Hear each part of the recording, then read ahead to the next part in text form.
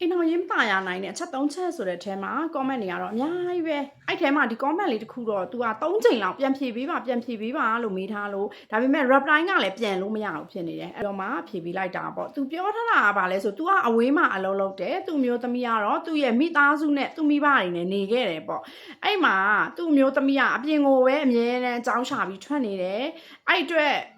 အဓိကကတော့သူ့မိဘနဲ့အဆင်မပြေဘူးပေါ့ तू ပြောချင်တာလေးကအဲ့ဒါကို तू ဘယ်လိုလုပ်ရမလဲပေါ့ तू ပြောတာကတော့သူ့မျိုးသမီးကအပြင်ကိုထွက်ပြီးအပျော်ရှာနေတယ်ပေါ့ तू အဲ့လိုမျိုးလေးပြောတာပေါ့အဲ့တော့ကျမကတော့ဒီကနေကျမတီးသလောက်လေးပြောပြရရင်တော့ तू ကအပြင်ကိုထွက်ပြီးအပျော်ရှာတယ်ဆိုတာထက်ပေါ့ तू ဒီအိမ်မှာနေရတဲ့အနေထားသူ့အတွက်က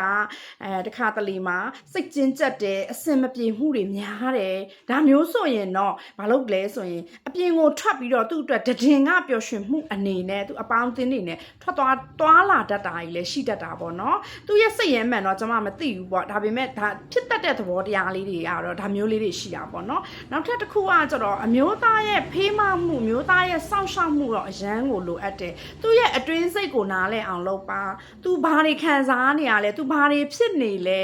ဆိုတော့ဒီဟာတွေကလေမိသားစုတစုမှာဒါဖြစ်တတ်တဲ့သဘောတရားဘာကြောင့်လဲဆိုအမျိုးသားနဲ့အတူမနေနေရပဲနဲ့အမျိုးသားရဲ့မိဘတွေနဲ့နေနေရတဲ့အတိုင်းအတာတစ်ခုမှာ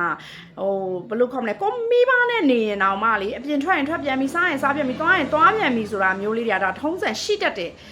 အချိန်မှာဒါအမျိုးသားရဲ့မိဘတွေနဲ့မျိုးသားအတိုင်းဝိုင်းဖက်မှာလိုက်နေရတဲ့လူတယောက်ရဲ့ခံစားချက်ကိုတော့ကျွန်မနားလဲတာပေါ့နော်ဒါကြောင့်နောက်သူ့ရဲ့ရင်ထဲမှာဖြစ်နေတဲ့ခံစားချက်တွေကိုကိုယ်တိုင်ကနေပဲသိအောင်ဆွဲထုတ်ပါနားလည်မှုအပြည့်အဝပေးပါအပြစ်တင်တဲ့စကားမျိုးမပြောမိစေဖို့တော့အရန်ကိုအရေးကြီးတာပေါ့နော်ဒါကြောင့်တာယာပျော်ရွှင်တဲ့အိမ်တော်ရေးလေးတွေဖြစ်ကြပါစေလို့ကျွန်မကဆုတောင်းပေးပါတယ်ကျွန်မကတော့အမျိုးသမီးတွေရဲ့နေ့စဉ်နေထိုင်မှုဘဝတွေနဲ့အားပေးစကားတွေကိုပြောကြားပေးနေတဲ့ဟာပါဝါချိုစင်ဖြစ်ပါတယ်နောက်ဗီဒီယိုမှာပြန်ဆုံကြမယ်